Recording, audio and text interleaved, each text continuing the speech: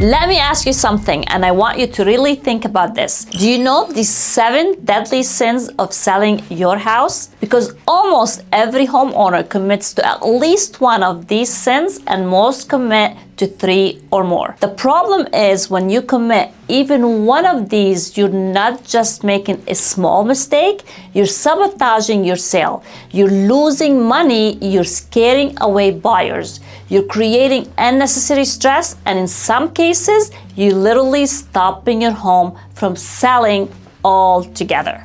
In today's video, I'm going to expose these 7 deadly sins of selling your house. Not the cute version, not the sugar-coated version, the real version. The version sellers wish they knew before they listed. The version that agents whisper to each other behind the scenes but barely explains in public.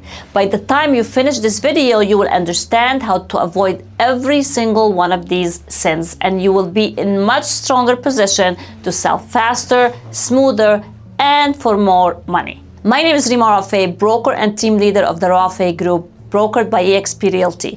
I help sellers all over California navigate one of the biggest financial decisions of their lives. And I'm here to make sure you don't fall into the traps that cost most sellers thousands of dollars. So grab your seat and some coffee and let's begin. Let's start with the number 1 most destructive sin of them all. Overpricing out of ego. This is the sin almost every seller commits, and it's totally natural. When you lived in your home for years, you see it differently than every buyer out there. You remember the holidays in the living room, you remember the nights cooking in the kitchen, you remember the improvements you made with your own hands. So of course you feel like your home is special, but the market doesn't run on emotions. It runs on buyers' demand. And the fastest way to kill demand is to price emotionally instead of strategically. When a seller overprices, what they actually do is eliminate the buyer's pool instantly. Serious buyers never even see the home because it doesn't show on their search filters. You get almost 0 showings, your listings become stale, and buyers wonder what's wrong with it. You end up doing price reductions, and those reductions create even more suspicion. You chase the market instead of leading it, and here's the harsh truth. The longer your home sits, the lower your offers will be. Overpricing isn't confidence, it's a sabotage. Now let's move on to the second deadly sin, ignoring your online presentation. Let me be blunt for a second. Buyers shop online. Buyers fall in love online. Buyers eliminate homes online, and your home's first impression today isn't your front door, it's your thumbnail image. Buyers scroll fast and they make emotional decisions instantly. If your home presented with dark, poorly listed photos, awkward angles, clutter on the counters, bad staging, or immature photography, buyer will scroll past in less than a second. And once they scroll past it, they don't even look back. You as a seller, you need to understand that your photography is your marketing. It's your value. If your presentation looks cheap, buyers will assume your home is cheap. If your photos looks dated, buyers will assume the home is dated, even if it's not. That's why professional stage beautifully photographed homes sells for more, because they give buyers a feeling of upgraded value before the buyer even steps inside. Now let's talk about the third deadly sin, showing a messy lived-in home. This one hurts sellers the most because it's deeply personal. When you live somewhere, you don't even notice the everyday clutter. The kids' toys, the mail on the counter, the extra furniture, the laundry baskets, the bold decor choices. But buyers notice everything. Buyers cannot imagine themselves living in your home if it's filled with your life. They're not trying to imagine your story, they're trying to imagine their future. So your job to give them a blank canvas. When buyers walk into a home that feels crowded or cluttered, their first thought is that the home feels small. Their second thought is that the home feels dated. Their third thought is that the home is not move-in ready. That's why the most successful sellers understand they must depersonalize and declutter even if it feels uncomfortable. You're not showcasing your home, you're showcasing your product. Let's move on. The fourth deadly sin, negotiating emotionally. This is a big one. The moment you take an offense to a lower offer, the moment you feel insulted, the moment you react instead of respond, you lose power. Negotiation in real estate is not about pride. It's not about getting even. It's not about winning an argument.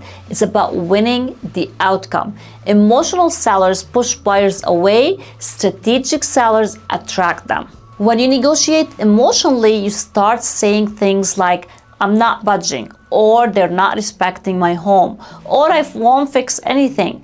Meanwhile, the smartest sellers stay calm, pick their battles, and focus on the bigger picture. They know when to push and when to hold, and when to compromise.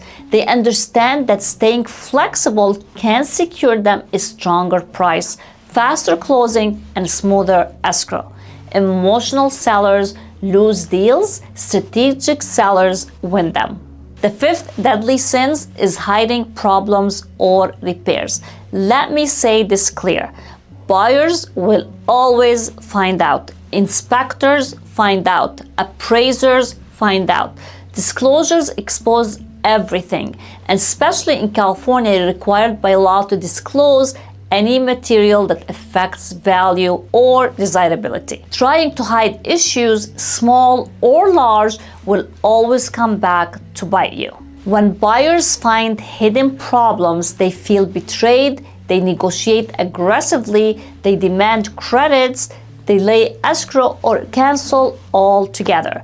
When sellers try to cover, minimize, or conceal issues, they increase their own liability. The smartest sellers understand the value of transparency. If something is wrong, you either fix it, disclose it, or price around it. What you do not want to do is hide it. The sixth deadly sin might be the most painful one, hiring the wrong agent. This is where so many sellers hurt themselves without even realizing it. Sellers often hire agents based on friendship, convenience, or because someone gave them a business card. But here's the truth. The agent you hire determines the outcome of your sale. The wrong agent costs you time, money, leverage, and peace of mind. A strong agent knows pricing strategy, understands buyer psychology, has real marketing, negotiates fiercely, and protects you legally. Communicate clearly and understands California contracts inside out. And a weak agent simply lists your home on the multiple listing service and hope for the best. The agent you choose will determine whether your home sells high, sells low, or doesn't sell at all. Hiring a wrong agent is not just a mistake, it's a deadly sin. And finally, deadly sin number 7, waiting for the perfect buyer. Seller loves this fantasy. They imagine a buyer who walks in, falls in love instantly, gets emotional, pays top dollar, and closes with zero issue.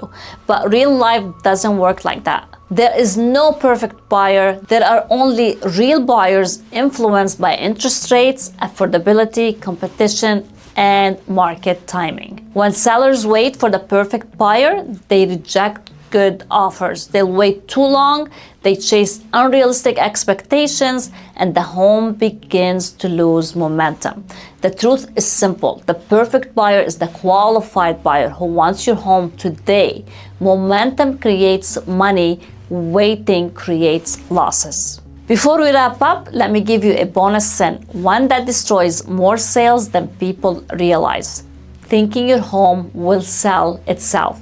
Homes do not sell themselves anymore. Not with today's interest rate, not with today's competition, and not with today's buyers. You need marketing, you need strategy, you need presentation, you need negotiation, and you need someone driving the process. Homes don't sell themselves. Professionals sells home. So here's the message that I want you to take away. If you avoid these 7 deadly sins, you will sell faster, you will sell stronger, and you'll protect your equity. Selling a home is not luck. It's not guesswork.